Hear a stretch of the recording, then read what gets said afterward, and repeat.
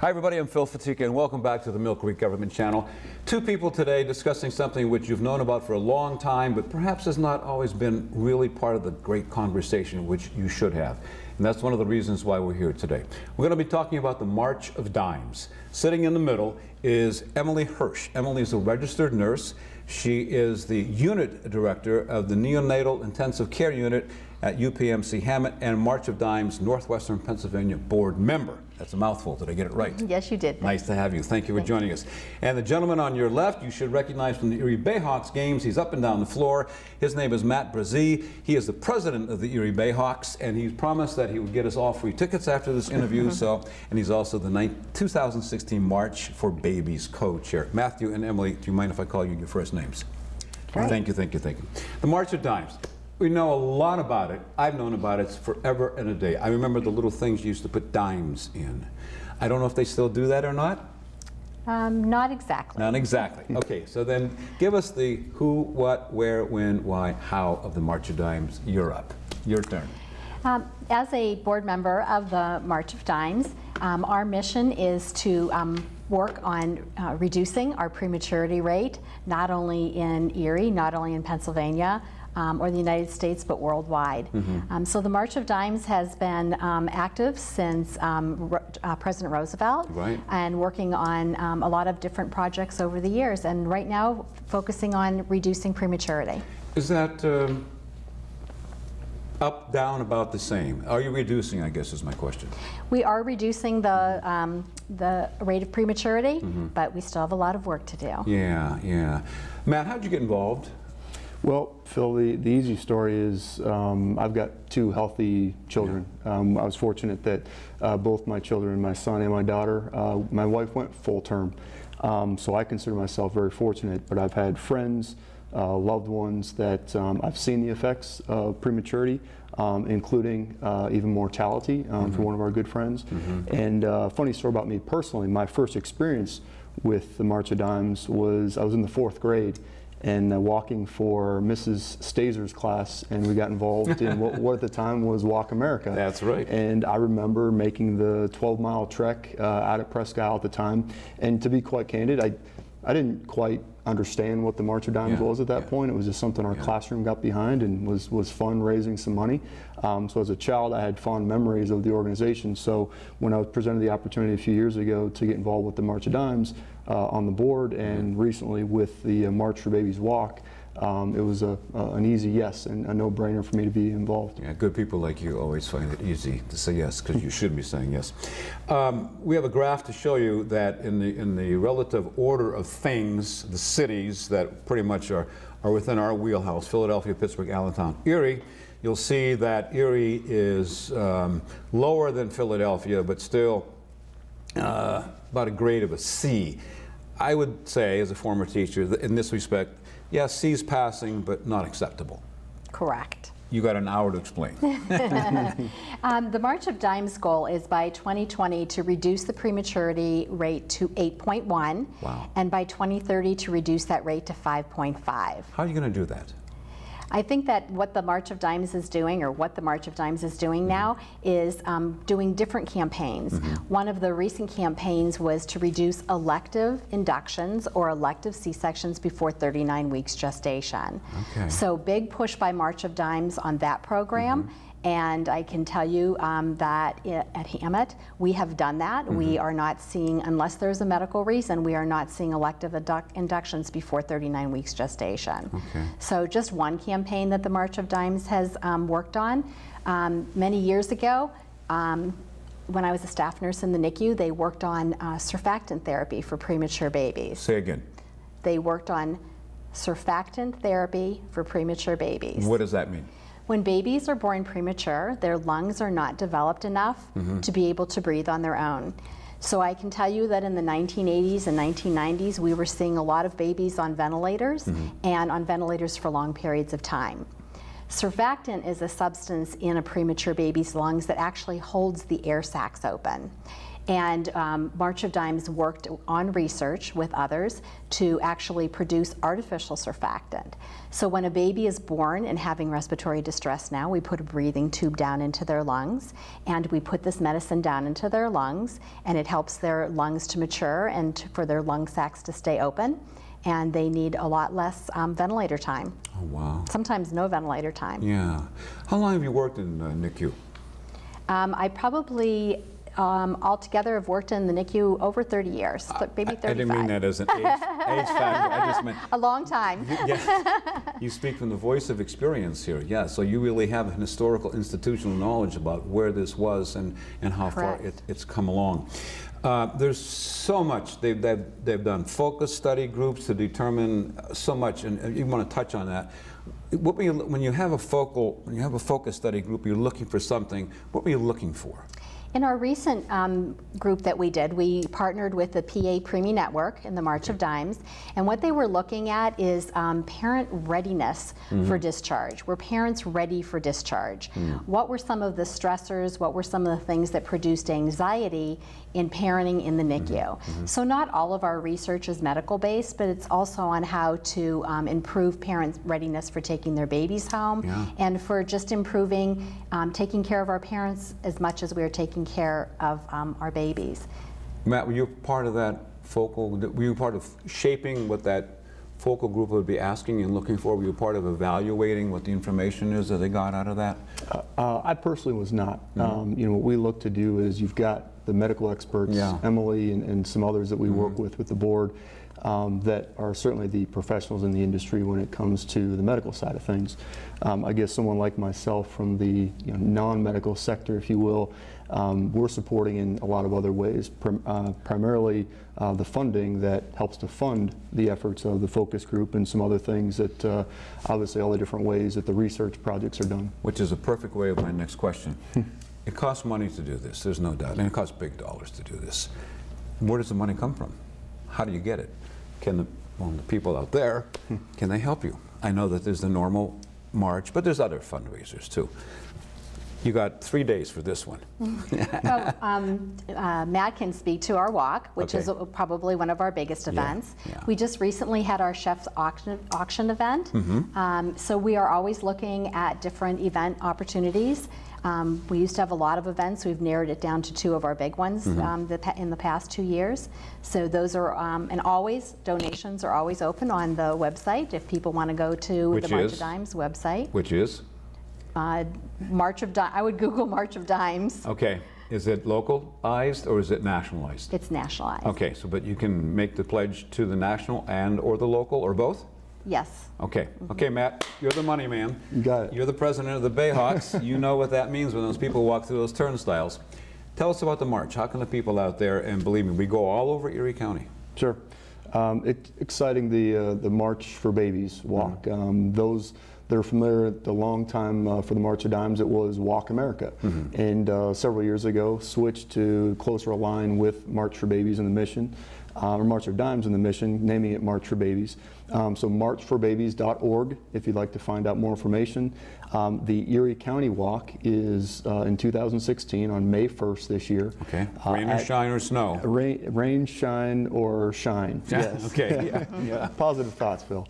But we made one significant change last year, and that was moving the walk to Penn State Barrens. So this will be our 39th year for the Erie County Walk. Wow. And just our second year on the campus of Penn State Barrens. We made the move out there last year as Waldemere experiences further expansion. We decided to give Penn State Barrens a try. And another exciting change for this year is anyone who joined us last year at the Barrens Walk, beautiful campus out there, beautiful walking trails. That time of year just gorgeous as spring is just arriving. We've made one adjustment this year that there's a 3-mile and a 5-mile option. Okay. So depending on your whether you're out there for some physical fitness or you just want to come out to support the cause, you can choose either the 3 or 5-mile option. So it's a great option for families or anybody with little ones. But essentially the walk is, as Emily mentioned, we pretty much have 2 major fundraisers. The chef's auction is one, and then our walk in the spring is the other one. So this walk is critically important to the success of the Erie County chapter of the March of Dimes. It gives opportunities for pretty much from all walks of life, pun intended, all walks of life to get involved, whether it's a corporate team that wants to come out and have some nice team building, or our family teams. We're really proud of the effort that our family teams put forth. We see a tremendous representation year after year of particularly those that have been impacted some way or another from prematurity on both sides of things, including someone like myself who, again, also recognizes that because of the long time work of the March of Dimes, I myself, when I was born, and I was born full term, I benefited from the work of the March of Dimes. So I think that's an important point too that people sometimes miss. Yes. That just because you weren't a preterm baby that you haven't benefited from the research. Exactly. What it means is the research is working, and the fewer preterm births we have means more and more of that research is working, so that, as you mentioned earlier about the those rates and those aggressive goals that the March of Dimes have, as we move towards that, what that's going to mean is spelling success in the way of the people like myself that are born full term, not preterm. Right. Your research has benefited that. There are so many questions here, so much material that they gave me to look through. My mind is flying with questions as you're saying that. I want to just try to narrow this down. Is there a singular cause for premature birth? I mean, the environment is very much a part of your life. I mean, we have Earth Day. That's your generation that is just EPAing that, and I think yours too. Is there a single thing we can point at and pull out and say, yeah, that's the reason why we have so many of these? Or is there many, many, many, many reasons, and it's just that not the natural order of things that your child should perhaps die before you? Again, you got 5 days. There's many causes of prematurity. If there was one singular cause, we may have solved the problem at this point in time. I think that there's a lot of things that women can do to prevent premature birth. Not smoking during the pregnancy, visiting the doctor before they want to get pregnant to make sure that they're healthy, that they have a healthy weight before they're pregnant, understanding the signs and symptoms of premature birth, so that if I am having a lot of cramping all day long and I'm feeling pressure, that's a sign of possible premature delivery. So getting to the doctors, because there are medications and bed rest and other things that we can do that can postpone or maybe eliminate premature birth. But lots of reasons. It'd be simple if there was one cause. Great answer. Let's break it down a little bit more. Is there any kind of ethnicity that seems to be more inclined toward premature than not inclined? Yes, the statistics show that African American women have the highest rate of premature birth, followed by Native Americans, Hispanics, white, and Asians. Okay, now they pay me the big bucks for this question. Why is that? I think if they knew the answer to that, they would work on fixing that problem. I think a lot of the reason is not just based on race, but on culture, on beliefs, on socioeconomic reasons. Poor women have a higher incidence of premature birth. That could be from unhealthy diet, possibly not seeking prenatal care. So I think there's a lot of reasons, Phil. Yeah. Let's go to a larger look now. Information they gave me, and Natalia will put this up. It's the preterm birth rates and grades by state. Okay. Within Pennsylvania, we're doing about C. Okay, which is passing, but still not much acceptable. As we take a look all across the United States, the map I have in front of me on my laptop says, yeah, we're still about at a C range. Correct. Yeah. Can you recall offhand who's the highest? I'm looking here, I'm seeing Wyoming is way up, Nevada is way up, Texas is a little high. Louisiana, though, seems to win. Mississippi is right up there too. Any reason why those states? Great question, a question I asked myself also. Okay. And I even stated when I first saw the map, what is the Northwest doing that the rest of us are not doing? If you look at Washington and Nevada, they've got the lowest, Oregon, they've got the lowest rate of premature birth. Yeah. So that's a great question. What are they doing out there? What's in the water out there? Right. Yeah. Even Puerto Rico's pretty high. Alaska is quite low. I don't know, too cold to have babies? I don't mean that as a pun at all. I'm just saying West Virginia is quite high. I know you're looking at that map, that preterm birth rates and grades by state. We're still in the C range there. And has it been about pretty much the C range for quite some time? It doesn't seem to have a gigantic swing back and forth on the continuum. Right. Well, we have reduced our prematurity rates in Pennsylvania. We pretty much are staying in that C category. Okay. Premature, let's describe that. When you're born premature, you don't make it to what week, or what are the consequences of that prematurity? Babies born under 37 weeks are considered premature.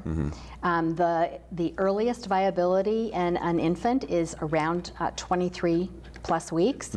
So you have a pretty wide range there from 23 weeks to 37 weeks for prematurity. Infants that are born 35 to 37 weeks are called late preterm infants. They are more mature, their bodies are more mature, they're usually healthier, and don't have as many long-term difficulties that the tiny babies have. I don't mean to get too insensitive, but what kind of long-term difficulties are we talking about? A baby born very premature can have chronic lung disease, again, from having respiratory problems at birth. They are at risk because they are getting oxygen for having difficulties with their sight. They can result in blindness, though that is something that has improved over the years in preterm care. Cerebral palsy can be an outcome of prematurity. Developmental delays because of poor brain growth, because they didn't get that inside mom. So those are just some of the outcomes from being born too early. Okay. It's, I don't know, it takes, I think, a very special parent to be able to, I think I'll be a little religious here. I think God singles you out sometimes and puts you in charge of somebody who cannot be in charge of the rest of their life. You know, just my feeling about that. The incidents in Erie are about the same. The percentage, the ratio holds about the same to good births as opposed to preemies. Or are we getting better?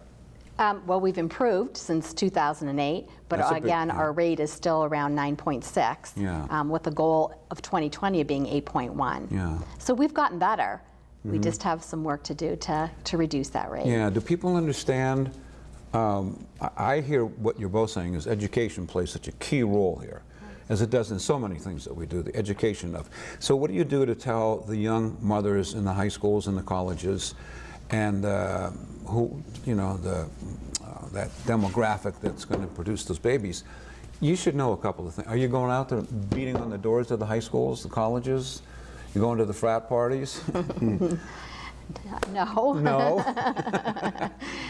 I think the biggest thing is just to promote prenatal care. Yeah. And I think that a lot of the schools have pregnancy programs within the schools. Okay. You're talking about high schools? Yes. I'm on the Maternal Child Health Task Force, and there are parenting programs that they discuss there. So I know that they are in the high school, and they are giving them education on healthy pregnancies. Let's get to the real hard questions here. There's a segment that says, you should not be passing out condoms. That's just not what we're about here. And I don't want to put you on the spot, but maybe I can put Matt on the spot. I don't know. The argument is it doesn't necessarily prevent sexually transmitted diseases, doesn't necessarily prevent pregnancy, but certainly it stand a better chance. I mean, is the medical community or the community as a whole shifted their mind toward this by saying, I'm sorry, our children are sexually active. Let's accept that fact. Instead of saying, no, it's not happening. Okay, that's a really tough one. You can choose not to answer that one. I'm not sure I know the answer to that one. Oh, Matt does, don't worry. Matt knows that? Matt, how many children you have? 2. And they are boy, girl, boy? Girl, boy.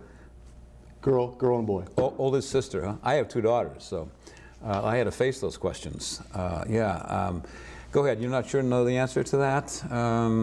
What would you like the answer to be?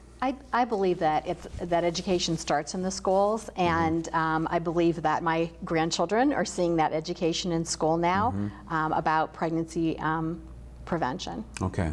I'm not also talking, I know birth control pills Sure. are passed out, absolutely. Matt, you're a young father. How old are your children? Mine are older than yours. They have children of their own. Yep. But how old are yours? 19 and 11. Oh, you can't have a 19-year-old, Matt. Let's talk. Yeah. You're only 22. Yeah, You had a that's baby right. when you were That's 5? Right. That's right. A little older. How'd you handle all that? Let's be a little, be gentle. Sure. I think, Emily said that education is key, but just the family support, that you receive too. I think when we talk, again, sort of pulling it back to the March of Dimes, when I look at the role that we play, again, seeing myself as one of those fortunate ones that my wife went full term with both of our children. Yeah. And I think about the things that quite honestly we took for granted, that she did see a doctor very early on, that she was in good health and did a number of the things that then led us to full term, and just herself being fortunate to carry that long. Some of the things we take for granted, as Emily mentioned, based on the demographics, you don't always have that. You don't always have those resources, and always have that support. Right. And that's again where this organization comes in, is that the March of Dimes is continually looking at how do you then reach that demographic, how do you use those resources, and Do you have a local office? Yeah. we do. Where? 38th Street. Okay. Yeah, we're just off 38th Yeah. Street. New offices there, Yeah. just off 38th, just west Got a of phone Liberty. number? Marchofdimes.org. If you Okay. look for the Erie office, that's the easiest way that nowadays people can find us. So people could look you up and come in and knock in and say, hey, I need your help personally? I'm sorry, I didn't mean to interrupt you. Yeah, go ahead. absolutely. And that's really the best way that any questions like that is just to reach out, to please reach out to our local office. Again, just marchofdimes.org, and look for the Erie location on 38th Street. You can stop at any time. And again, if you also want to just get involved from volunteering or being part of any one of our fundraisers, we're always looking for people. Again, doesn't matter the sector or what walk of life you're coming from. We need everybody from families to corporate support, you name it, just in order to keep the mission going. Let's go back to you. You had the focal group. What came out of that study group that surprised you or didn't surprise you? You shape something and then you just kind of let it freewheel, and everybody gets a chance and there's no wrong answers. So what did surprise you or what didn't surprise you? What did not surprise me is that what came out of the focus group is the amount of parental stress that is associated with premature birth. Male and female? Male and female, moms and dads. There are statistics that actually show that some parents have PTSD after having a Nicu stay. Really? In Philadelphia, the parents that were asked to be in the focus group didn't even want to go back to the hospital. And for a lot of people who might be going to the hospital day after day, month after month, there's just it can be that long. It can be that long, yes. There can be a real bad feeling about that. So that really was clear in the focus group, that we probably need to work a little bit harder on helping parents to deal with their stress and anxiety while their baby is in the NICU.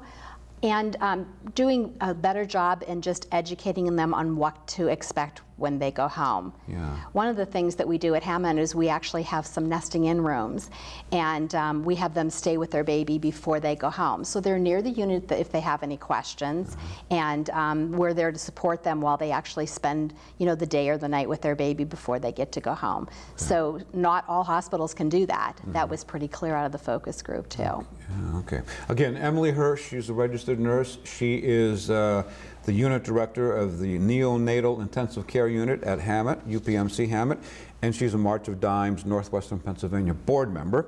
And sitting next to her is Matt Brazee. Matt, I'm sure you're familiar, if you're a Bayhawks fan, he is the president of the Erie Bayhawks, and he can't have a 19-year-old child. He just looks way too young for that. And he's the 2016 March for Babies co-chair.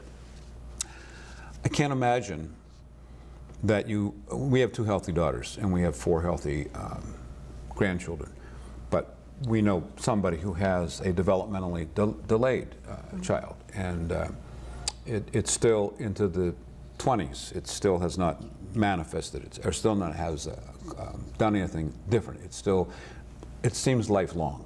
Is that correct? That'd be correct. Okay. Yes. What didn't come out of the study that you would have liked to have come out? I mean, the fact that they didn't want to go back, the fact that they're doing this, the UPMC Hammett is having like a nesting room for them, because we both know when you have a child, your life changes. You know, they run that ad on TV now where, you know, there's the two of you, and then all of a sudden, there ain't the two of you anymore, you know. And grandpas especially go to the bottom of the pecking order, because, you know, but my question was, what didn't come out? What would you have liked to have seen come out? I think that the focus group actually did a really great job in focusing in on discharge preparedness and getting a real feel for parents and how they feel that they were treated and how their anxiety. I think the focus group, I think the combination of the March of Dimes working with the PA Preemie Network on this project and funding this project just gave us a lot of really good feedback on how we need to move forward.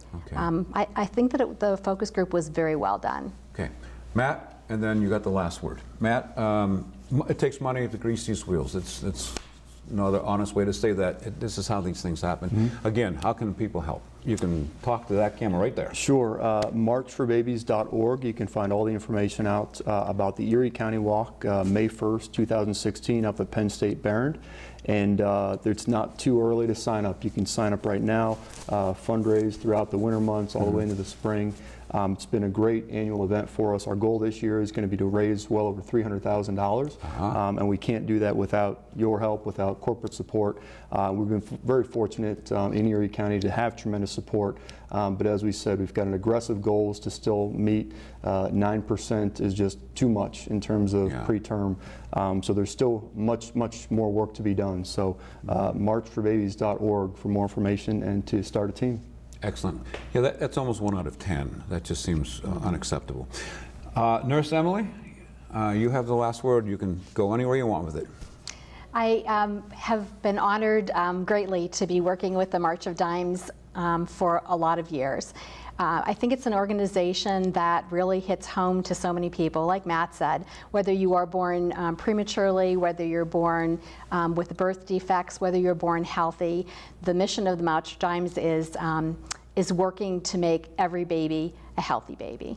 I know with the two of you behind it, that's going to happen. Thank you. You're going to stay on working for a while, aren't you? A couple more years. Oh, more than that. A couple more. No, more than that. Okay. Thanks for taking your time to be with us. Thank you for Matt, having always a us, pleasure Phil. to see you again, and thank you everybody for joining us. Don't forget, it's the March of Dimes. Until next time, you take care.